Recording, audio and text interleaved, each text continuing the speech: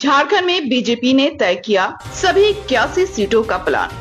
आजसू इतनी सीटों पर लड़ सकती है चुनाव। झारखंड विधानसभा चुनाव को लेकर भारतीय जनता पार्टी और ऑल झारखंड स्टूडेंट यूनियन के बीच सीट शेयरिंग का फॉर्मूला लगभग तय हो गया है। सूत्रों की माने तो केंद्रीय गृह मंत्री अमित शाह के आवास पर देर रात चली बैठक में ये तय हो गया है कि आजसू कितनी सीटों पर चुनाव लड़ेगी। माना जा रहा है कि आजसू को 11 विधानसभा सीटों पर उम्मीदवार खड़े करने का मौका मिलेगा। हालांकि ये कौन सी सीटें हो सकती हैं, ये जानकारी अभी सामने नहीं आई है।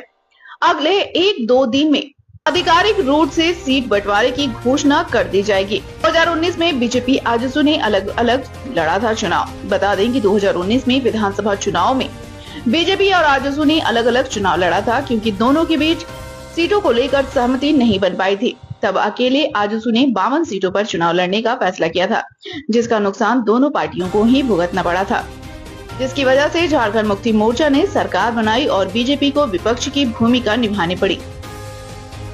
2019 के चुनाव से सीख लेते हुए दोनों पार्टियों ने 2024 के लोकसभा चुनाव में गठबंधन किया, जिसका फायदा भी दोनों पार्टियों को मिला।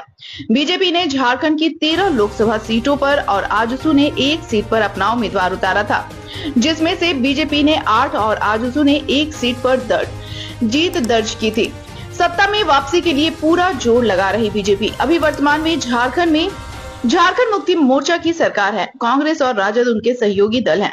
ऐसे में सोरेन सरकार को सत्ता से बाहर करने के लिए बीजेपी पूरी ताकत लगा रही है। झारखंड में सरकार बनाने के लिए बीजेपी के कई केंद्रीय नेताओं ने प्रदेश में सभाएं करनी शुरू कर दी हैं।